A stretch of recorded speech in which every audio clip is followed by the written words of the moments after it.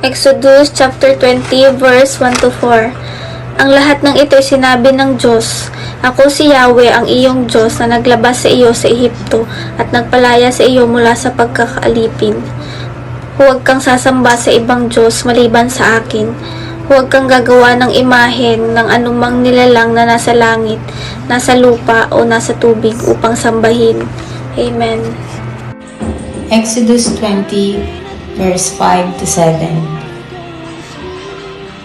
Huwag ninyo itong paglilingkuran o sasambahin, dahil ako ang Panginoon na inyong Diyos ay ayaw na may sinasamba kayong iba. Pinaparusahan ko ang mga nagkakasala sa akin, pati na ang mga anak, hanggang sa ikatlo at ikaapat na henerasyon ng mga napupuot sa akin. Pero ipinapakita ko ang aking pagmamahal sa napakaraming henerasyon na nagmamahal sa akin at sumusunod sa mga utos ko. Huwag ninyong gagamitin ang pangalan ko sa walang kabuluhan. Ako ang Panginoon na inyong Diyos, ang magpaparusa sa sinumang gagamit ng pangalan ko sa walang kabuluhan. Amen. Magandang hapon sa ating lahat. Ang aking babasahin ay mula sa libro ni Exodus chapter 20 verses 8 to 10. Lagi mong tandaan at ilaan para sa akin ang araw ng pamamahinga. 6 na araw kang magtatrabaho at tapusin mo ang dapat gawin. Subalit, ang ikapitong araw ay para kay Yahweh na iyong Diyos. Ito ay araw ng pamamahinga. Sa araw na ito'y huwag magtrabaho ang sino man sa inyo, kayo, ang inyong mga anak, mga aliping lalaki o babae, ang inyong mga alagang hayop, ni ang mga dayuhang nakikipamayan sa inyo. Ang mabuting salita ng Diyos. Amen. Isang mapagpalang araw po sa ating lahat. Narito po ang aking daily devotion sa Book of Exodus, chapter 20. Ang napunta pong verse sa akin is verse 11 to 13. So, basahin po natin. 6 na araw kong nilikha ang langit, ang lupa, ang mga dagat at ang lahat ng nasa mga ito.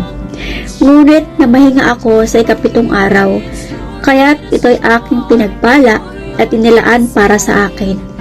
Igalang mo ang iyong ama at ina, sa gayoy mabubuhay ka ng matagal sa lupaing ibinigay ko sa inyo ni Yahweh na inyong Diyos. Huwag kang papatay. Amen po. Mapagpalang gabi po sa ating lahat.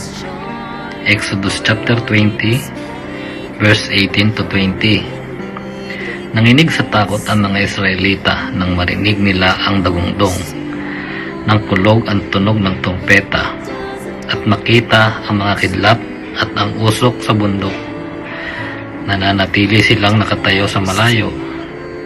Nang lumapit sa kanila si Moises, sinabi nila, "Ikaw ang magsalita sa amin, makikinig kami. Huwag na ang Diyos at baka kami ay mamatay." Sinabi sa kanila ni Moises, "Huwag kayong matakot, sapagkat sinusubok lamang kayo ng Diyos. Nais lang niyang magkaroon kayo ng takot sa Kanya, sapagkat ayaw niya kayong magkasala." Yun lamang po. Amen. Exodus chapter 20. Now all the people witnessed the thunderings, the lightning flashes, the sound of the trumpet, and the mountain smoking. And when the people saw it, they trembled and stood afar off. Then they said to Moses, "You speak with us, and we will hear, but let not God speak with us, lest we die." And Moses said to the people, "Do not fear, for God has come to test you, and that his fear may be before you, so that you may not sin." Yes, continue natin. Exodus chapter 20 verse 21 to 26. Basahin natin. 21. Sabi dito, "The people remained at a distance while Moses approached the thick darkness where God was." 22. Then the Lord said to Moses, "Tell the Israelites this, you have seen for yourselves that I have spoken to you from heaven. Do not make any gods to be alongside me.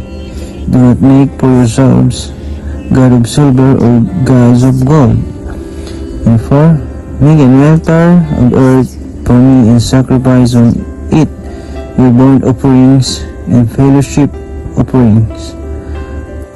Your sheep and goats and your cattle, wherever I cause my name to be honored, I will come to you and bless you. And 5.